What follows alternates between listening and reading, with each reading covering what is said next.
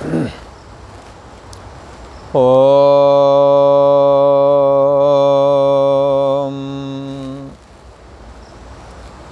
श्री योग वासिष्ठ के स्थिति प्रकरण में श्री वशिष्ठ जी महाराज बोले, हे राम जी, ये तत्वज्ञानी महापुरुष अहंकार से रहित हो जाता है और उसके अंदर के समस्त विकार नष्ट हो जाते हैं।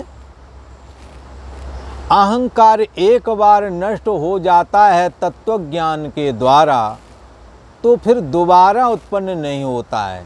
इसीलिए श्रुति ने कहा न स पुनरावर्तते, उसका फिर पुनर्जन्म नहीं होता। क्योंकि पुनर्जन्म उसी का होता है जिसका अहंकार, जिसकी अहम बुद्धि अर्थात जीव भाव जीवित रहता है। परंतु परछन्न व्यक्तित्वपना रूप जो जीव भाव है, एक देह में जो मैं बुद्धि करके जो एक जीव भाव है, ये उसके अंदर जाता रहता है, उसके अंदर से खत्म हो जाता है और ये तत्वज्ञान के बगैर खत्म नहीं होता है। जैसे रस्सी में, मंद अंधकार में रस्सी पड़ी थी, किसी ने देखा, कहा एकदम सर्पहा, अरे ये तो सर्प है। तो टार्च मंद अंधकार में रस्सी की ऐंठन तो दिखाई नहीं पड़े थे, टेढ़ी मेढ़ी रस्सी पड़ी हुई थी। किसी ने कहा लगता सर्प है। टार्च लगा के देखा, अरे ये सर्प नहीं, एकदम रज्जू, ये रस्सी है।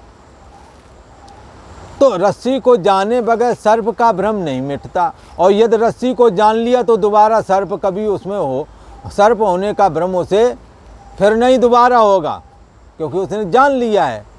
ऐसे ही अहंकार जिसका नष्ट हुआ, परिच्छिन्न व्यक्ति विशेषपना रूप जीव भाव जिसका बाधित हो गया ब्रह्म ज्ञान के द्वारा, आत्मा को मैं बुद्धि स्वीकार करके, तो फिर दोबारा उसका अहम भाव अर्थात जीव भाव फिर नहीं पनपता। लिहाजा न सब प्राणा उत्क्रामंती, जब जीव जाता है तो साथ में प्राण भी जाते हैं, परंतु जिसका जीव भाव खत्म हो गया उसके प्राण उत्क्रमण नहीं करते। उसका शरीर मिट्टी में मिल जाएगा, मिट्टी बन जाएगा, हवा हवा में मिल जाएगी, पानी पानी में मिल जाएगा, और जो शरीर के अंदर जो गर्मी है वो अग्नि तत्व है, अग्नि अग्नि में मिल जाएगी। शरीर के अंदर पेट आदि में जो खाली जगह है जहाँ भोजन आदि रखते हैं, ये सारी चीज़ें आकाश आकाश में मिल जाएगा। इस प्रकार ब्रह्मज्ञानी एक बार शरीर छूटेगा फिर ना कभी शरीर मिलेगा और न ही छोड़ना पड़ेगा। इसलिए देह धरे के लाख दुख, जब शरीर लिया है तभी तो लाखों दुख हैं। राग द्वेष मान अपमान, कमाना धमाना, ब्याह शादी करना, बच्चे मकान दुकान बनाना, है ये सब चीज़ें तभी तो है ना। पर शरीर ना होता तो, और शरीर ना होता तो वाली बात तो छोड़ो, शरीर जन्म से पहले आपका था ही नहीं, मरण के बाद में नहीं रहता। जन्म और मरण के बीच में थोड़े समय के लिए शरीर आपको मिलता है। कोई कहेगा जन्म से पहले पिछले जन्म में शरीर रहा हो, तो वो ठीक है, पर जब वहाँ शरीर छूट गया और जब तक यहाँ नहीं है, बीच में जन्म से पहले शरीर कहाँ है। मरण के बाद में जीव निराधार, ये पुरुषिका जब निकलती है निराधार आकाश में, आकाश रूप हो जाती है, पूर्णात्मक वायु रूप होकर के निकलती है, और वायु आकाश में लीन हो जाता है, फिर फुरता है। तो एक बार देह से रहे तो उसे हो जाना है। फिर कर्मों की वासना जब प्रेरणा करती है देह मैं हूँ वाले कर्म, तो पुनः देह मिलता है, और वो देखता है, पुण्यात्मा हुआ तो देखता है मैं स्वर्ग जा रहा हूँ, मुझे गाजे बाजे सत्कार के साथ ले जा रहे हैं। और यदि पापात्मा हुआ, हिंसक विचारधारा वाला हुआ, मांस मच्छी वाला, दूसरे के प्राण नष्ट करके अपने प्राण पोषण करने वाला होगा, उसे लगेगा यार मेरे को मार रहे लोग, उसे वो चीज़ भी दिखेगी जिनकी वो हिंसा करता रहा, वो लोग वो भी बदला लेने की इच्छा से वहाँ खड़े हो गए। ये ऐसे कष्ट का अनुभव, क्योंकि वो उसका कर्म है ना, साथ में चला जा रहा है। इसलिए कर्ता के पीछे कर्म ऐसे ही लगा चला जाता है जैसे किसी माता के पीछे पीछे पीछे बालक भागा चला जाता। और कर्म जो तुमने किया वो तुम्हें ही भोगना पड़ेगा। तुम्हारे पास पहचान करके कर्म आ जाएगा। कैसे आ जाएगा? ऐसे ही आ जाएगा जैसे सैकड़ों गायें गौएं बंधी हों, उनके अनेकों बछड़े भी होते हैं, पर आप बछड़े को छोड़ दो, वो अपनी ही माता को अनेक गौओं के बीच में खोज लेगा और अपनी माँ का दूध पिएगा जा करके। ऐसे ही अवश्य में भोक्तव्यम कृतम कर्म शुभाशुभम। आपने जो कर्म किया है वो आपको ही भोगना पड़ेगा। आपका किया हुआ कर्म, आप चाहे जिस लोक में चले जाओ, चाहे जहाँ चले जाओ, वो कर्म पीछे लगा हुआ आपको खोज लेगा। और जैसी परिस्थिति में सुख और दुख आपने दिया है दूसरों, वो सुख और दुख बन करके आपके पास पहुँचेगा। इसलिए श्रुति का वचन है कि कर्ता के पीछे कर्म चला जाता है और उसको जब तक भोग नहीं करा देता, अपने किए हुए कर्म का फल जब तक नहीं चखा देता है, जब तक अपना फल नहीं दे देता है, तब तक नष्ट नहीं होता, चाहे 100 कल्प क्यों न बीत जाए। इसलिए हमने कर्मों के प्रति सदा सजग रहना चाहिए। ये जो तत्वज्ञानी महापुरुष है, कर्म होते हैं जीव भाव रूप अहम बुद्धि से। इसलिए गोस्वामी तुलसीदास जी ने कहा, कर्म की होएं स्वरूपें चीने। स्वरूप का ज्ञान हो जाता है जब जीव भाव खत्म हो जाता है, नष्ट हो जाता है, परिच्छिन्न व्यक्तित्वपना ब्रह्म ज्ञान के द्वारा खत्म हो जाता है, तो फिर क्या होता है? पुनः उसका जन्म नहीं होता है। अहंकार मन के माध्यम से इंद्रिय के थ्रू कर्म करता है, अहंकार ही नष्ट हो गया तो फिर कर्म तो फिर भी होवेंगे, पर कैसे कर्म होवेंगे? जैसे बालक अपने कर्मों को करता है, उसे पता ही नहीं मैं क्या कर रहा हूँ। अच्छा, ब्रह्मज्ञानी को तो पता होगा कि मैं क्या कर रहा हूँ, अच्छा बुरा सब, परंतु अहंकार न होने की वजह से कर्म उसे फल नहीं दे पाता है। बालक को इस कर्म का क्या फल है क्या नहीं है ये नहीं जानता है, जानता नहीं, पर ब्रह्मज्ञानी जानता है इस कर्म का ये फल है। पर अहंकार दग्ध हो चुका है, जगत के मिथ्यात्व का निश्चय कर चुका है। वैराग्य दृष्टि के द्वारा पहले दोष दृष्टि देख करके विषयों से हटा है, तत्व ज्ञान का विचार करके देह और जगत के प्रति मिथ्यात्व दृष्टि हो गई। मिथ्यात्व दृष्टि होने की वजह से जब दृढ़ वैराग हुआ तो सर्वाधिष्ठान जो आत्मा है, जो ब्रह्म है, वो ही उसे अपनी मैं दिख गई, लिहाजा अहंकार चला गया। अब जो कर्म होते हैं ब्रह्मज्ञानी के द्वारा किए जाने वाले कर्म अपने लिए नहीं होते, फिर उन कर्मों का जो पुण्य बनता है वो भगत लोग उसकी सेवा करते हैं ना, वो ले जाते हैं। और उससे यदि कोई निषिद्ध कर्म तो वो करता नहीं है, पर भूले भटके यदि हो जाए तो जो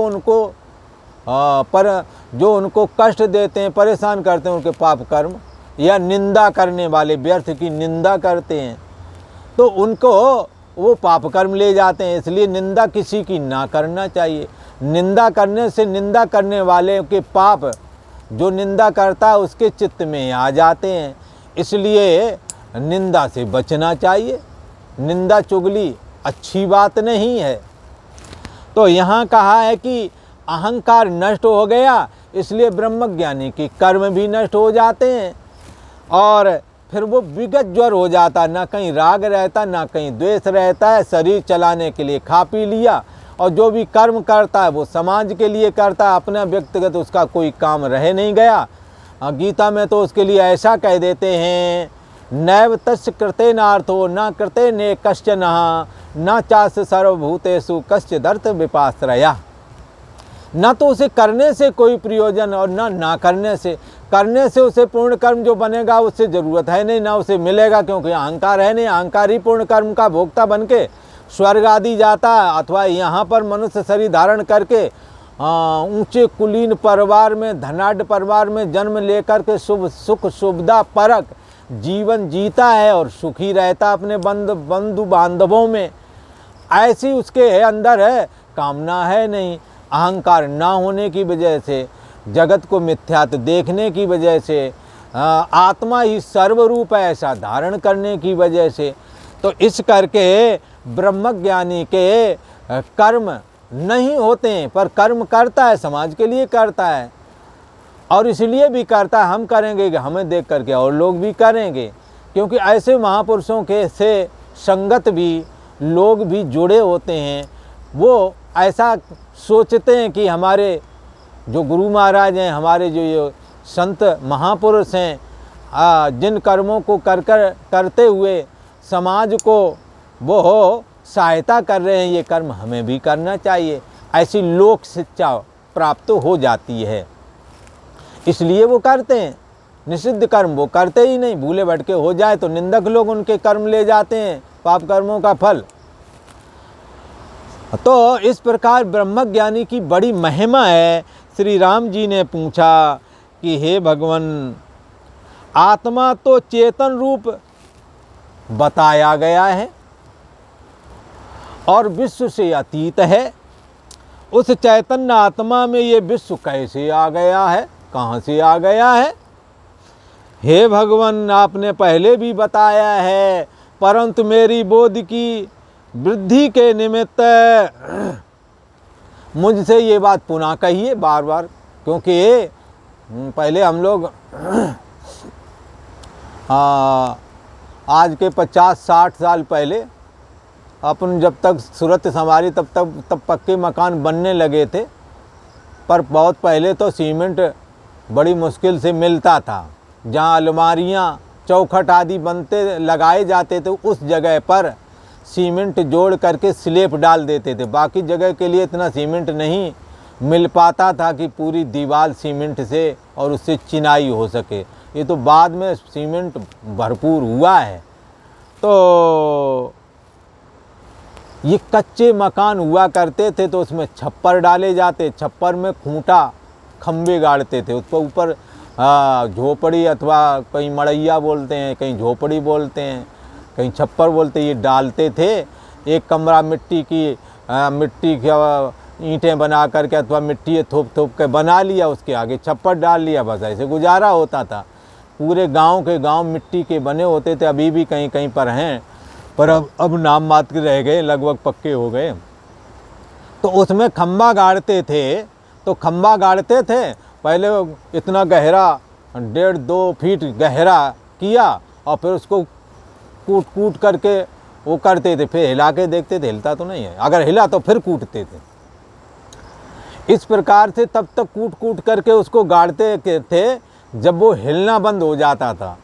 फिर इस प्रकार से सारे छप्परों के खूंटा गाड़ के बाद में छप्पर ऊपर चढ़ा दिया जाता था। तो ये एक रीति है बोध की कि जब तक कि दृढ़ ना हो जाए, डमाडोल है, फिर सुनो उसी को। जैसे खंबा हिल रहा है, हिला कर देखा हिल रहा है तो फिर कूटा। ऐसे ही तत्व ज्ञान का श्रवण किया है, आप अपने मन को टटोलें, असर नहीं हो रहा है फिर सुनो, क्योंकि सुनने से ही आपने जगत अपने अंदर में धारण किया है, सुनने से ही आपके अंदर सारा संसार आया है। आप सुनेंगे ब्रह्म ज्ञान को तो ये निकलेगा ही सुनने से ही। इसलिए यहाँ कहते हैं, राम जी कहते हैं कि हे भगवान, मेरी बोध की वृद्धि के निमित्त, मेरी बुद्धि में बोध और बढ़े, उसकी वृद्धि के निमित्त मुझसे फिर कहिए। श्री वशिष्ठ जी महाराज बोले, हे राम जी, जैसे समुद्र में शांत जल होता है कहीं और किसी क्षोभ के कारण उसमें तरंगें पैदा हो जाती हैं, जैसे शांत जल में तरंग अभिव्यक्त होते हैं, परंतु त्रिकालदर्शी को उसका सद्भाव नहीं भासता और उनका रूप दृष्ट मात्र होता है, तैसे ही आत्मा में जगत संकल्प मात्र है। जैसे शांत जल में तरंग अभिव्यक्त होता है, अभिव्यक्त रूप होता है। शांत जल है, उसमें तरंगे नहीं हैं, पर उसमें तरंगे कभी होवेंगी नहीं ऐसा नहीं सोचना। हवा आने दो, वहीं तरंग हो जाएगी। शांत जल में आ माने व्यक्त, आ माने नहीं, व्यक्त माने दिखना। शांत जल में लहरें नहीं दिख रही, परंतु जब हवा आएगी तो वहाँ लहर बन जाएगी। परंतु त्रिकालदर्शी को उनका सद्भाव नहीं भासता। त्रिकालदर्शी जो महापुरुष हैं, हाँ, अथवा उदाहरण के लिए कहें जो जानकार लोग हैं, वो समुद्र में जब तरंगे नहीं हैं तो भी जानते हैं हवा चलेगी, तरंगे फिर उठेंगी। पर तरंग कोई वस्तु नहीं है, H2O मात्र पानी से अलग हो करके, H2O मात्र पानी से अलग हो करके तरंग कोई अपना वजूद नहीं रखती, ऐसा वो जानते हैं। ऐसे ही ब्रह्मज्ञानी महापुरुष, त्रिकालदर्शी महापुरुष आत्मा में जब शांत अवस्था में समाधि में स्थित होता है तब जानता है, तब भी जानता है कि व्यवहार में जब मन खड़ा होगा विक्षेप होगा ही होगा, राग द्वेष कुछ ना कुछ खड़ा हो जाएगा। तो त्रिकालदर्शी को, पर आत्मा को जानने हारा है ना, मन से होने वाले विक्षेप को वो अपना नहीं मानता है। शरीर के दुख तकलीफ को वो शरीर का ही मानता है, अपना नहीं मानता है। तितिक्षा करना सीख लिया है, सह जाता है। काम क्रोध लोभ मोह आदि का वेग नहीं आता, ऐसी बात नहीं, आता है, सह जाता है, कंट्रोल कर लेता है।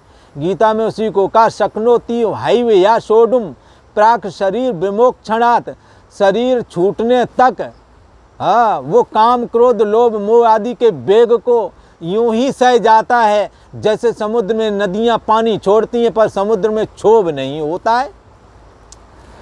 इसलिए वो तत्वज्ञानी महापुरुष इन वृत्तियों को प्राथमिकता नहीं देता और उसमें आत्म रूप ही सब कुछ देखता है।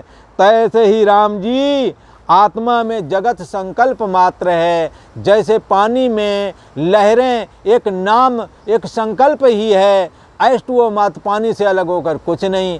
ऐसे ही देह और जगत करके, मैं मेरा और तू तेरा करके जो ये जगत दिखता है राम जी, ये संकल्प मात्र ही है। जैसे आकाश सर्वगत है, व्यापक है, परंतु सूक्ष्म भाव से नहीं दिखाई देता, नहीं दिखता है आकाश। आकाश किस इंद्रिय से देखोगे? 5 ज्ञानेंद्रियों के द्वारा तो शब्द स्पर्श रूप रस गंध ही दिखता है। आकाश कैसे देखोगे? आकाश मन के द्वारा जाना जाता है। जैसे आकाश सूक्ष्म होता है, सर्वव्यापक होता है, नहीं दिखता, तैसे ही राम जी आत्मा भी सूक्ष्म है, व्यापक है, निराकार है और सर्वगत है, सब में समाया हुआ है, सर्वव्यापक है। परंतु वो इंद्रियों के द्वारा, मन के द्वारा, बुद्धि के द्वारा भी देखा नहीं जाता। इनको जो देखता है, शरीर मन इंद्री आदि को, सोने जागने वाली इस चेतना को जो देखता है, को देवा वो कौन सा देव है? वो आत्मा ही है। परंतु इन आँखों के द्वारा, इन इंद्रियों के द्वारा वो देखा नहीं जाता, इसीलिए उसका नाम अच्युत है। ऐसा कहा, हे राम जी वो अपने स्वरूप से कभी भी चलायमान नहीं होता। आज इतना ही।